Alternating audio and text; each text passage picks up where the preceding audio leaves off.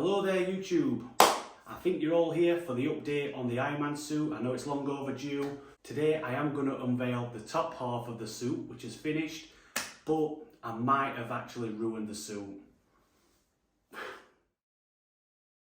So if you are new here, just to make you all aware, I have been making this suit for over 2 years. I 3D printed it a long time ago.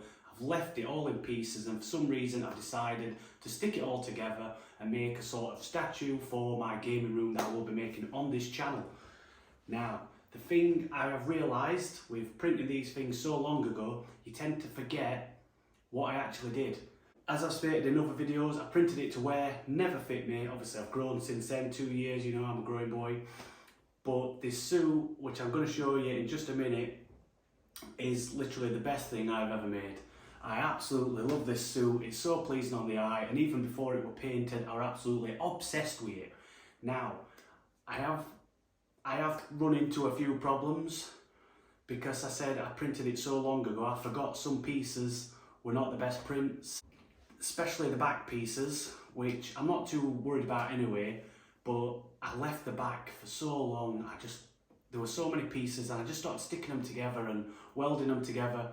And you'll see in a minute. Anyway, it's time to unveil the Ironman suit.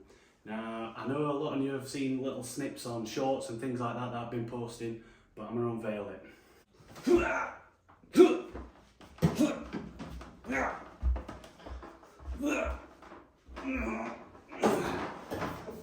Steady there, boy. Ta-da! So, here he is. This is the top half. Just to clarify, this isn't the full suit, but this is just the top half. The shoulders are actually getting painted at the moment, so they will be getting attached this weekend. Some of the things that are still needed to be done, or say the front is all done, but on the back, for the lower back, they're still needed to be painted as well. So like I said, I'm just going to run through some of the things that have took me so long with this suit. So I started printing the suit even though it didn't fit me, and I just carried on with it and on and on and on. The arms didn't fit, you know, some bits and pieces did, but like I said, I just ended up printing it all anyway. I wanted to see a full Ironman suit, a life-size Ironman suit. You know, I've got 2 young boys, they wanted to see it, so it probably took me about 6 months to 3D print, which isn't bad on one printer. Probably maybe 4 or 5 months, but with failed prints and stuff like that, reprints, say about 6 months. So as you can tell, the front is all done. I'm really happy with how it come out. Stay there. Really happy with how this thing turned out. You know, it's absolutely gorgeous to look at. When the lights are on it and the things in the eyes, I think it's just going to absolutely finish.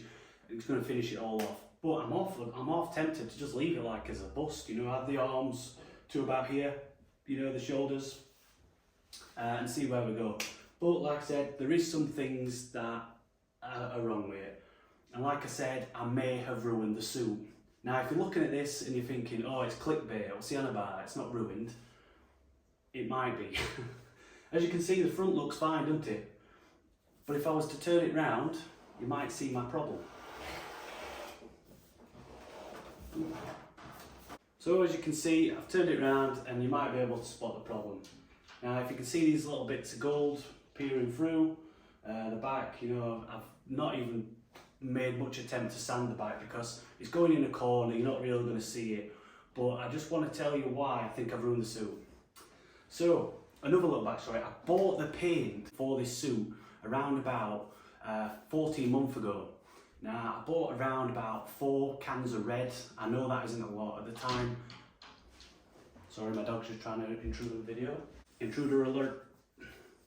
So I bought this spray paint around about 14 months ago. Now, at the time, I thought I could get it all sanded and painted super quick, super fast, and then if I needed any more, I could buy some more. Didn't happen. We ended up moving house. The thing got delayed. So, like I said, it's been stuck in my garage in the new house for God knows how long, and then I decided it's time to work on it. I thought I had about 1.5 cans left to do the back. I thought I might have enough to do it for some reason, and as you can tell, I started running out. So I focused on the front just to make sure that was all done, because the front is actually joined. As you can see, it comes over here. is all joined in one piece and it comes over the front. So I wanted to get that bit done. That's a bit I'm going to actually see. And then the back piece, I could always top it up after. Now, the problem is I've gone on the internet looking for this specific can of red paint. I can't find it. It's disappeared. Absolutely heartbroken. Now, if I were to finish it how it is at the moment, it'd be alright because you can't see that. But I'm wanting to do the legs, you know, finish the legs, the shins and the boots. Can't do it without the red. So I may have found one that is pretty similar. I know that there is some paint specialists where you can get certain paint mixed up that's exactly the same. So I'm going to be testing those, and at the moment the paint job is at a pause. Everything's all at the undercoat stage where it's either grey or got the gold underneath it with a metallic red. As you can probably see, this isn't lined up as well as I thought. It has dropped down a bit due to I've basically just put this together just so that I can showcase what I've been working on. So basically it's just all stuck together at the moment with industrial Velcro, just the certain pieces to hold it together. I did plan on having straps and things when I was going to wear it, but at the moment, you know, straps and hot glue are probably not going to hold this as well as what I've stuck it together with. So, like I said, some pieces that I'm happy with, some pieces I'm not. The back particularly, not very happy with it. I could have spent more time sanding it and priming, things like that. But, like I said, you're not going to see it. And I am going to revisit this. I am going to print another one of these and it will be wearable. But at the moment, I'm pretty much done with the Mark 7 printing wise. I'm ready for a break from it. I love how it's turned out.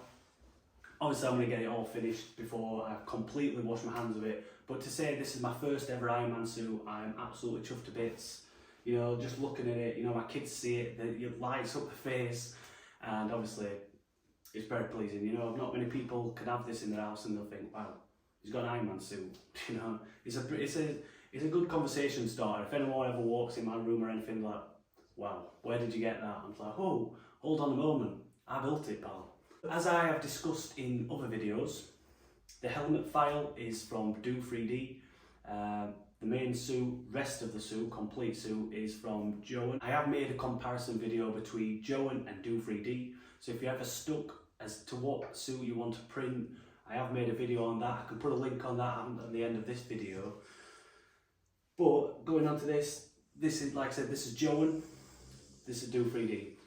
The Do 3D helmet, the sizing of it is like kid scale.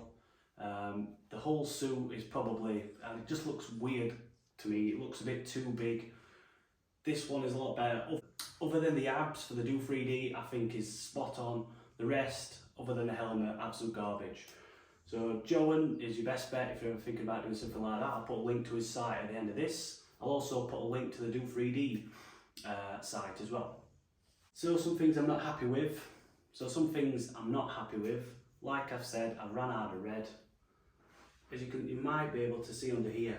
When you're spraying it, I had it set over, so I thought I'd got these little bits underneath, so I've kind of like missed them.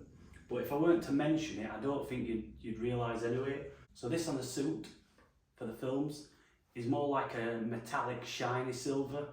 I didn't want the shiny silver look. I went with a more darker gunmetal because I like that grubby looking metal where it looks like it's been battle damaged, you know.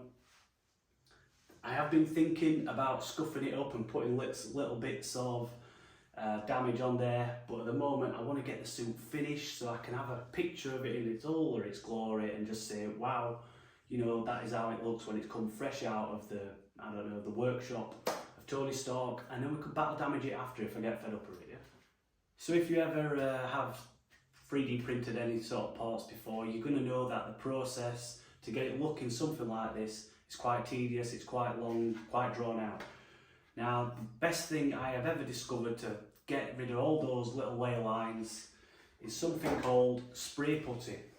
Now, I know a lot of 3D printers tend to use filler primer and stuff like that, but something as cheap as this spray putty, this is Promatic, I think I got it on Amazon for £6. £6 for a can. You can get quite a lot out of this. You want to do a few coats, you know, sand it. You can do light coats. I know some people do a big heavy coat. I tend to use light layers, build it up every 20 minutes, then sand them down. Probably do that 2 or 3 times, depending on how well you want to get this looking. 2 or 3 is plenty enough. But like I said, Pro Matip spray putty, absolute unreal. Get some of this bought, try it, maybe on a helmet, something like that. It will save you so much time sanding. The second process, after you've got the spray putty down and sanded, you're happy with the layer lines, you've filled in any welded gaps or anything, you could use stuff like wood filler. You can get like a cheap wood filler off of Amazon for about £6 again. But after that, I've gone for Matip primer. This is what I've used on my whole suit. It is great primer, you know, it's grey. Once it's done, you'll get something looking a bit like this. This is the shoulder piece. This is a shoulder piece, so you can see inside. You can see those layer lines on the outside. They're not as evident. So after this, I'll be using like a base coat to help the red really kick.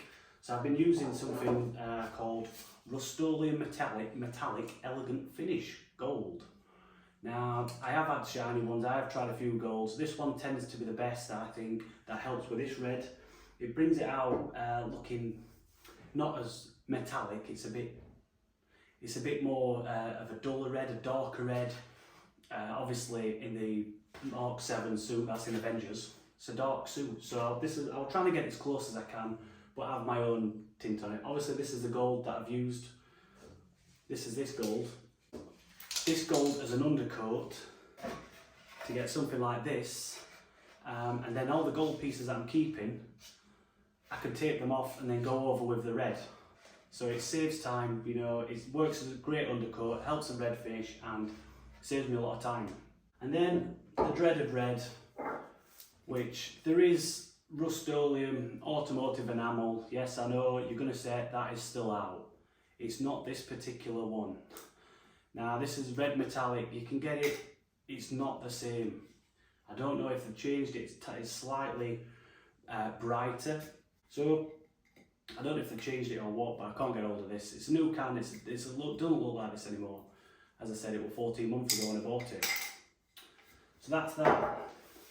So that's just pretty much an update for today. I will be updating it again in probably about 2 or 3 weeks.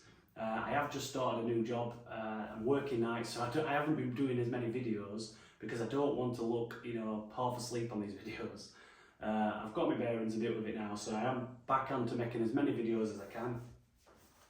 So I will be doing another update in like 2 or 3 weeks. Hopefully get the shoulders and the arms on, so you'll see more of the torso. Hopefully to the waist down on the next video. Also, just to keep you posted on some of the things that I have been working on lately. Obviously I have been working on this, but things that I have been 3D printing lately. I started printing a Din Djarin suit. Now, if anyone knows me, I'm absolutely obsessed with Star Wars. It is the thing I love more than anything. I've been testing these. I've been working with a lot of silk PLA just to see how it comes out. Really happy with it. I've not really tested this before, but absolutely in love with that shine at the moment. And I'm also working on my own Mandalorian suit. Now, a lot of people know that Mandalorian is a massive, there's so many different variants of Mandalorian armour, so I decided that I wanted to make my own. A lot of people have already done this, so if you're not really interested in that, you can skip the video.